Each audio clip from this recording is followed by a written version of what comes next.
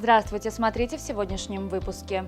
Лидеры Туркменистана и Татарстана провели встречу в Будапеште. Туркменфильм снимет в Астрахани сюжет для документального фильма о Махтумкуле Фраги.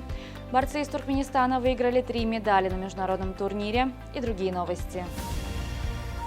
Президент Сердар Бердымухамедов встретился с лидером Татарстана Рустамом Миннихановым в Будапеште в кулуарах 19-го чемпионата мира по легкой атлетике. Стороны обменялись планами по предстоящим визитам делегаций. Накануне Сердар Бердымухамедов прибыл в Венгрию, где провел встречу с премьер-министром республики Виктором Орбаном. Кроме того, глава государства посетил 19-й чемпионат мира по легкой атлетике, который проходит в Будапеште. В 2024 году исполнится 300 лет со дня рождения Махтумкули Фраги, великого поэта и философа туркменского народа. Это событие будет отмечаться в Туркменистане и России различными культурными и научными мероприятиями.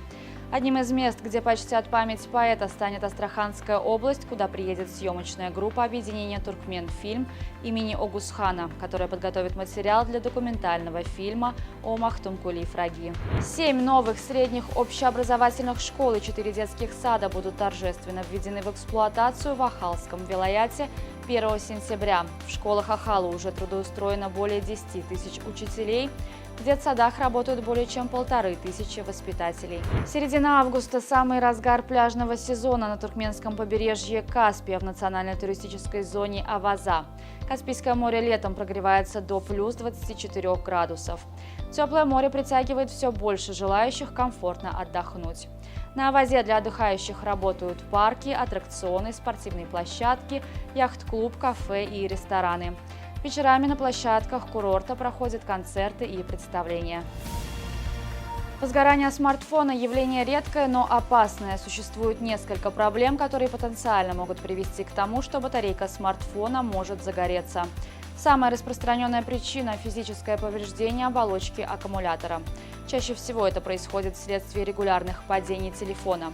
На втором месте – использование некачественного или неподходящего по мощности зарядного устройства или пауэрбанка без контроллера.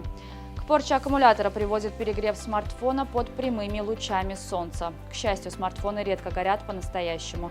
Чаще всего они просто начинают дымить. К истинному возгоранию может привести попадание в смартфона во влажную среду при условии поврежденной оболочки батарейки.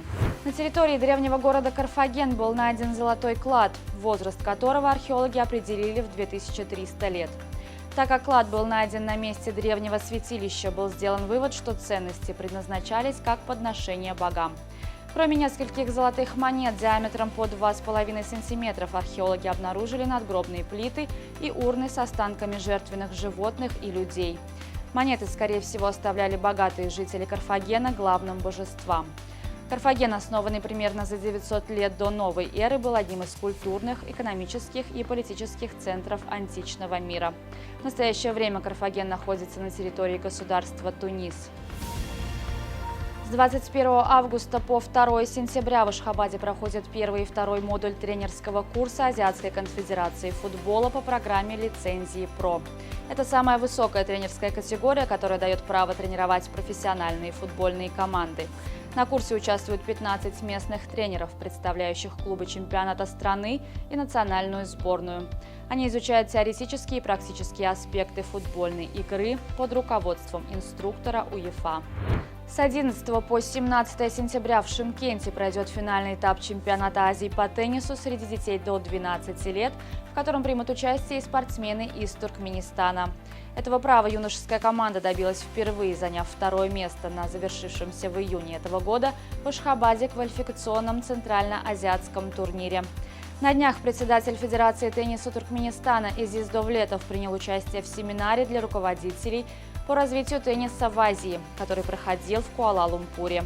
В ходе форума он обсудил с представителями Азиатской Федерации тенниса перспективы сотрудничества и развития этого вида спорта в регионе.